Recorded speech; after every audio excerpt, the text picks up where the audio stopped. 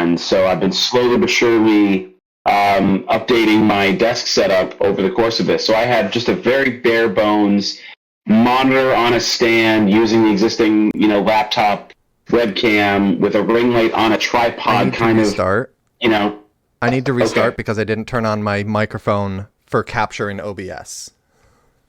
How dare you? Okay. Are you ready? For take two? Yeah, it's fine. Take two. Oh boy, where's this familiar? Hey everybody, welcome to the last time Steve has food poisoning. Jesus Christ. Steve has food poisoning. We're not going over it again. We're feeding him some fishy sushi. Oh, what was that? I'm changing modes on my new panel light. It's sick, man. Nice. Yeah, it's like the ring light, but it's actually. I love it. Yeah, it's like a ring light, but it's the full disc, so it actually is really. Yeah. Anyway, this is the talkback for Freespace 2 episodes 4, 5, and 6. We're loopy because this is take 2, and this is not the first time this has happened in the last hour. But we'll get to that. Before I realized that my microphone wasn't being properly recorded. Bryan, you were mentioning that this is a new setup for you. I see full screen coverage with your green screen there. I think you've got a new webcam. Yes, so I am in the same room that I was in when we recorded last time in April, but for those paying attention at home, I just moved apartments in February. So when we recorded the first time, I had just basically gotten my desk set up, laptop on a stand, using the laptop's webcam, I've got a ring light on a tripod, kind of off to the side, and I've got my green screen, one of the, the pop-up ones, is leaned up against a bunch of stuff, not really angled properly. You were kind of can that come closer? It was enough to get us by. Yeah, but it wasn't great. Yeah, it wasn't great. At this point, as we're talking, I have edited just the episode 0. That is a exclusive for Patreon supporters, and that was just kind of I need to do a garbage map first, then I can key. But it's there. Yeah. Meanwhile, there, on my end, because it's been a month and a half since we recorded, I had to be okay, what settings did I have for my camera, for my audio, make sure I have everything. We did a tech test, and I completely forgot what all the tech was. And my OBS software had to update, thus resetting some of the audio settings because of during St. Jude and just needing to reset something there. So, but it's good now. Right, of course. And now, anything that went wrong was entirely our fault. We'll start with what's most recent on our mind, episode 6. The one that you just watched, that was a short episode because that was take 3. We did that one so many times. We had our plan in mind for what to do if I die, but we didn't make a plan for what if we just fail. And the first time out, the Colossus destroyed the Hawkwood as the Hawkwood destroyed the NF. And it was I don't know what to do with this, Bryan. Are you okay just if we start that over again? And I was cool with it the first time. Yeah, and then the second time, the Colossus decided not to finish off the Hawkwood, which you see me probably with genuine surprise that the Colossus fired again, fired as soon as it did, and then how fast the Hawkwood melted. Mm-hmm. Genuine surprise because the second take, I sat there for at least 5 minutes while it was at 18% hull as I was trying to destroy beam cannons. Yeah, and you were what do I do to make this mission just end already? Do I get farther away? Am I supposed to get clear so the Colossus can do it? Do I come over here and actually finish it? What am I doing over here? And there's so many moments from those first 2 recording sessions of this episode that I'm so sad won't actually make the proper reel. You were on the other side of the base, so you didn't even see the Colossus. And take 1, I didn't see the Colossus. I was looking around for the Colossus for probably a good 30 seconds before I finally was facing the right way. It was behind the NF. A massive warship coming out of subspace. Where? IFF status is friendly. Meet the Colossus, the largest spacefaring warship ever constructed. Call it a Colossus, but I don't even know where to look for the thing. Is it on the other side of the Enif? All batteries, fire at will. This is NF Station. All systems going critical. Oh, yes it was. Holy Found the God. Colossus. Yeah. The second take, I'm actually really disappointed because the Colossus's entrance in take 2 was perfectly cinematic. I might actually splice that in. Okay, finally that beam weapon is down. What is that? I'm not sure. Like, it's going to be a little tempting to not splice that in. But I think I love also though is was the like, fact where that is it? Yeah. absolutely, but that's what I love about the first one was that it was this whole voiceover session from the commanding officer, like, this is the Colossus. This is the biggest ship that's ever been invented in the history of our warcraft. Like, we've got the biggest gun coming into this fight right now. And I'm like, where is it? I don't see it. How big is it really? For like 2 straight minutes, you're just like, where do I go to see this giant thing they're talking about? What's happening? And what kills me about our recording session with this one is, like, this is the first time you and I had, like, a legitimate, like, you know, story between our characters, like, lined up. Yeah. And we're like, okay, so we know you're switching squadrons. We know you've got to switch ships eventually. So, like, we're building the arc of, like, okay, how do we keep these two together? And you kind of threw a thing at me before our first take of, like, all right, we need a reason for you to just kind of, like, be back with me even though I'm switching squadrons. Because we didn't establish that you were coming with me this time. Yeah. And so I had this story in my head. I'm like, oh, well, I'm just going to be a fill-in for someone who got sick or something. If it's going to be, like, a couple of missions, and then maybe that becomes a permanent whatever. You know, like, we'll build from there. That's my just excuse to get back into the chair and be on your wing. Yeah. But then the mission didn't work, and we had to go back to square one. Yeah, so... And then the mission didn't work again, and it was just like, for the last time, Steve has food poisoning. I'm just filling in, man. It stinks in here. Yeah, I mean, like, on my end, like, you know, I'm not great with improv, so I appreciated that, like, knowing... Well, I didn't know if you would stick to the same story or if you would come up with a different story. But I'm like, if he does the same story, I'm going to ask where he ate so I could be, like, concerned that, oh, maybe I ate that too. I think you've got bigger problems than food poisoning if you're facing... Although that mission was one, like, aside from the Colossus taking its sweet time and the first time just the station melting too fast, that mission was a lot less stressful than all of the other ones this session. And actually, so episode 4, which was the patrol in the nebula, really tough. I was really having a tough time with that. Did die one time. And I think I mentioned at the start of episode 5 that I got some simulation time. That's because I turned the difficulty of the game down. I was starting the game at medium. I turned it down to easy. Not to very easy, but to easy. And then episode 5 had 2 missions. The first went off without a hitch. It was a cakewalk. And I think it was designed to be like a breather mission. But I was like, oh no, did turning it down like take the drama out of it? Is this not, are there no stakes anymore? And then the next mission, it was really rough again. So I think we made the right choice for the difficulty. Right. Just how much worse would that have been had you stayed at medium and that, you know, difficulty really hit? Yeah, you know? I think, like, for playing a game, that's fine on that thing. But also, like, we can only stretch this deja vu thing so many times.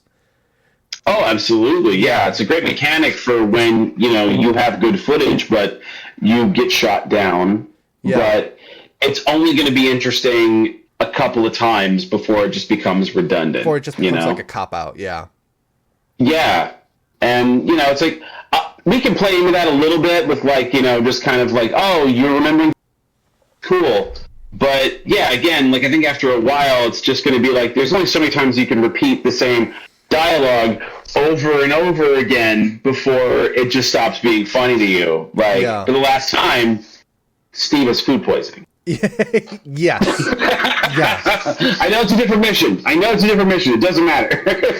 Yeah, the point remains, if there's like a good line there, but also like if I would say for you to keep in mind going forward of just like a couple key things that you say so that if I do die in a mission, like you make sure to say them again. And I'm like, no. Like imagine if I had died on that mission and you came back and you were like, Steve had food poisoning. And I was like, oh, really? Was it the, like if you had specified where he ate? And I was like, oh, yeah, I told him not to eat it, whatever. Just totally Groundhog Day our way through this game. Yeah. Yeah. I mean, I was thinking window of opportunity. But yes, we've already talked about our touchstones for this. Absolutely. I was thinking window of opportunity first, but I'm like, I got to give it to the classic before. The only thing popping into my head is Teal getting bashed in the face every single time. Yeah. Poor guy. In my defense, I did actually repeat one or two lines when we had that happen because we were in the nebula for that. So you have the purple and blue clouds. I'm like, man, you can barely track these guys in these clouds. And so I made sure to like loop that in if it was a deja vu moment or something like that. But requires having something that I remember saying. Nice. To bring back like that. So it's just definitely something to stay on top of for when you might possibly screw up in the future. I don't want you to screw up, but like if you screw up in the future. Yeah, when is fine. What's the nice way of saying for when you completely botch it and die? I'll be ready. If that happens again, I'll be ready, For when dramatic circumstances require. Absolutely. Or comedic circumstances. The last thing that I want to mention, I don't think I got the chance to talk about it during the talkback last episode, is the patches done by Moon and Crow on Etsy. And so, like, I think that you've got some of them there. I don't know, like, I can only see, like, your shoulders up, so I don't know if you've got any patches on your uniform right now. I actually have gotten the Velcro to do it, but given other projects that I've been on, I've not had the time to sit the sewing machine. However, I do have them with me right here. These are absolutely beautiful, and I cannot wait to have these added right here. Yeah. So we do have the lapel pin on right now. And my goodness, he hooked you up with so much merch. I mean, He did. So, like, full transparency, like, the first round I paid for, I think, like, a round of stuff for myself, and then, like, just the GTVA pin for you, and then he sent you everything that he had at the time.